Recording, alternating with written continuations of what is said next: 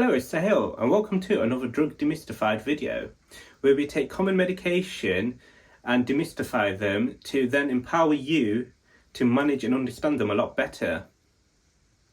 In this video, we'll be talking about a medication called Allopurinol. Allopurinol is basically a medication which we give for gout, and that's when you've had uric acid built up in the joints. How does it work and why is it important to take? Allopurinol reduces the uric acid that's produced, which will then reduce the formation of the crystals which lead to the gout pain. So taking it regularly is important to reduce the uric acid and also the joint inflammation.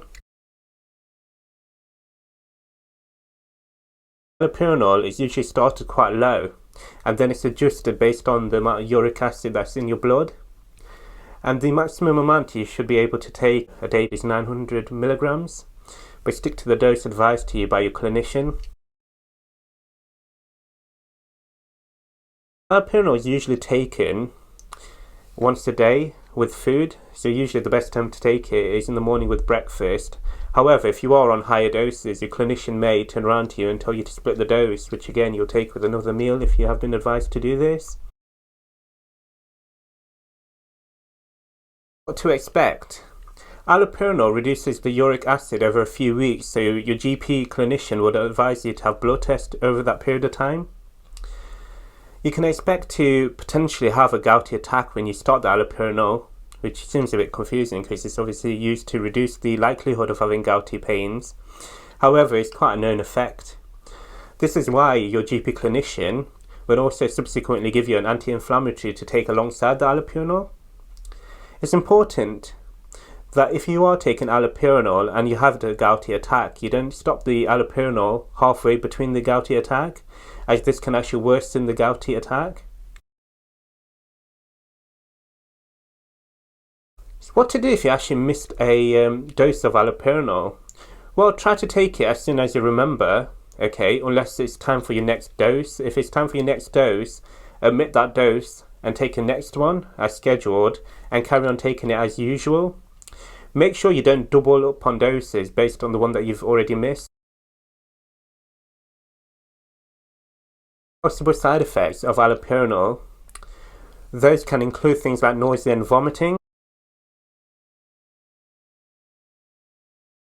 It's important to know that sometimes it could take the body a while to get used to the medication. These side effects may go. If you want further advice on how to manage common side effects, please visit the website Sohalogy.com. We have a guide for managing common side effects, which I'll put in the description below. And like always, if you've got any side effects that are severe, persistent, or potentially bothering you, then please speak to your GP clinician, your local pharmacy, and also NHS 111.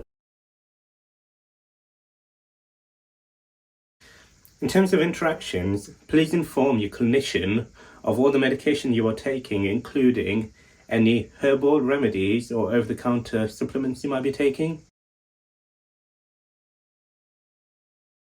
In terms of special warnings or things to look out for, please be aware that allopurinol can cause a rash.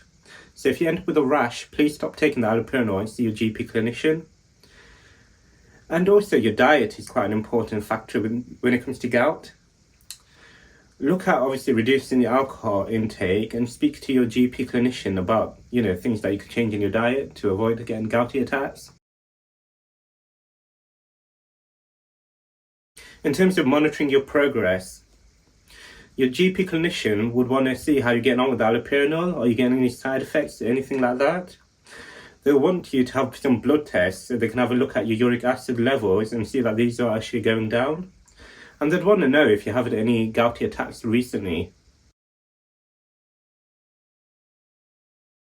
Where to find more information and who to contact? Well, more information can be found from the patient information leaflet in your box of medication and also the NHS website.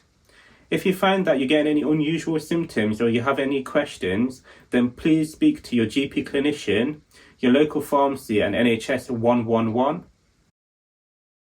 Right, so that brings us to an end of this video. Thank you very much for watching. As always, if you could please like and share the video, if you can subscribe to my channel and leave me a comment below, and please do not forget to visit the website sohalogy.com. Thank you.